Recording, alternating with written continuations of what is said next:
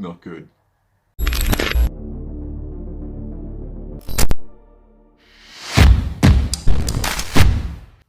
Hey everyone, it's Sam here. Hope you're all having a nice weekend.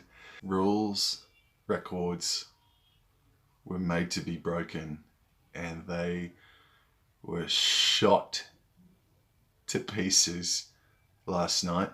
The colossal Cowboy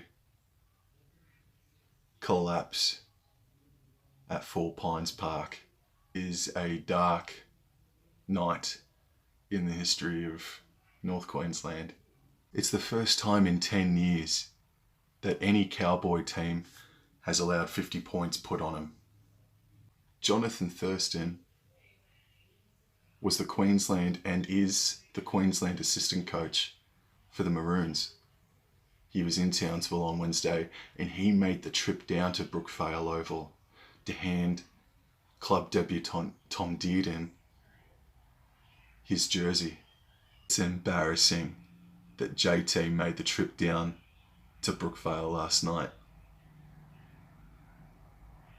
And I dare say there's a piece of him that would be thinking, why did I bother? I was there at Cogra when they got flogged 48 points to 10 against the Sharkies earlier this year, and I said to myself, at least they didn't hit 50 in my presence. That was lucky.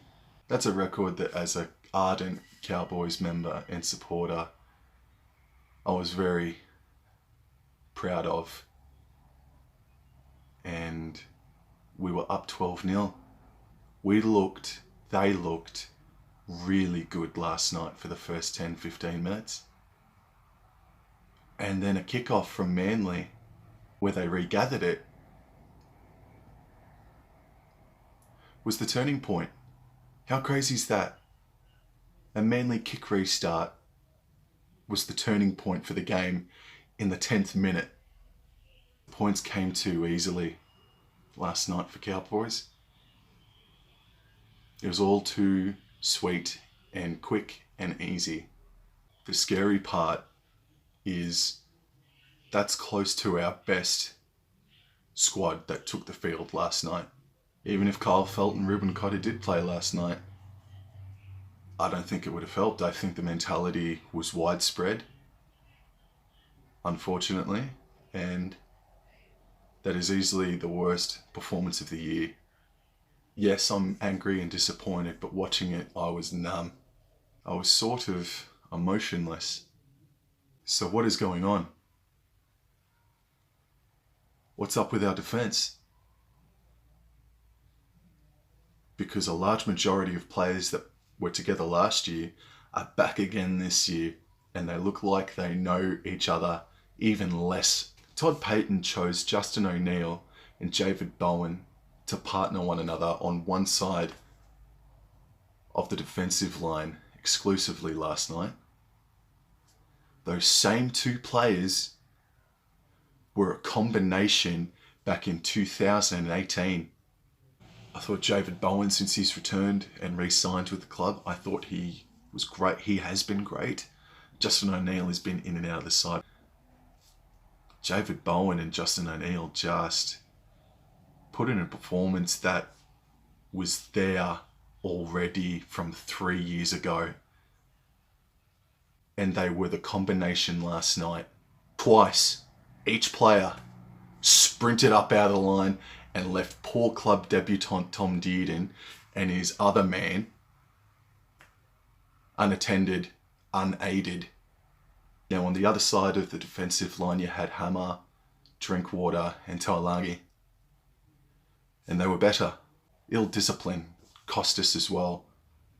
Somewhere within this awful horror, there's 15 minutes of high quality rugby league from the Cowboys. And how's that the Cowboys have their first good start to a match all year? And it's the match where they let in 50 points. Collectively, North Queensland have allowed in 100 points in 3 days in 2 matches.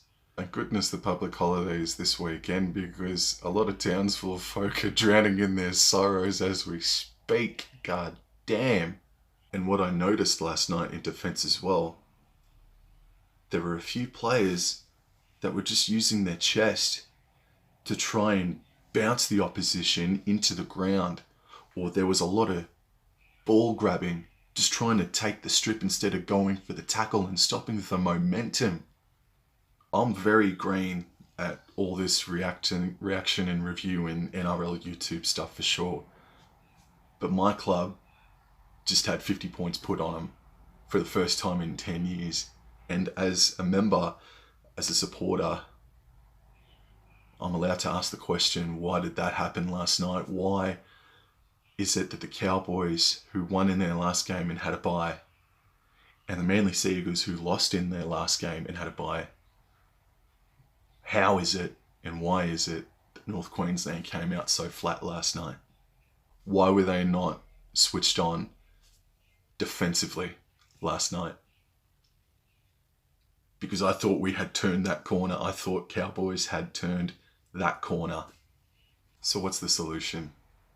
Again, I think Lukey needs to come back into the 17. I think he's been an injection of positivity. The mentality needs to change. Again, change is not quick.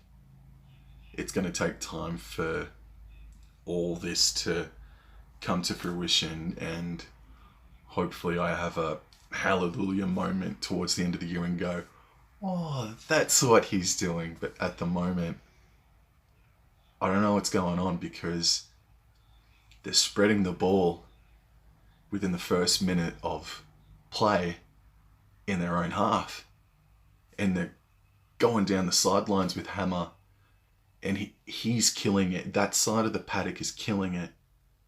But then when we're down 28 points to 12 or 32 points to 12 early in the second half, and we're just taking it one off from the dummy half, and we have abandoned that style of play that served us so well in the first 10 minutes. Why? Why did we revert to 1 ounce stuff for? So now, next Friday night, we host one of our arch nemesis in Cronulla Sharks. And the Sharks flogged us last time we faced each other. As a matter of fact, I don't think Cowboys have beaten them in a couple of years now. And the only reason why I'm not angry, furrowing my brow, screaming, is that when you look at the ladder, we are still sitting in the top 8, in 8th position. Yin and yang, the life of a Cowboys supporter, fair income. And the next 5 weeks for the Cowboys is massive as well. All 5 matches for the next 5 weeks are against top 8 opposition, or clubs that are nipping at their heels, wanting to sneak into that 8th spot. And with Cowboys for and against as well, you could argue we're either down 2 or 4 competition points as it is. So no, I'm not giving up on my club. They're my footy team. It's rusted on. Anyway, I'm going to stop there, otherwise I'm just going to be like a runaway train. I won't be able to stop myself. So thank you very much for watching. It felt kind of nice to just back the truck up and unload on yous, and I'll be releasing my tipping video either late Tuesday night or early Wednesday morning. Thank you all for watching, and as always, go Cowboys.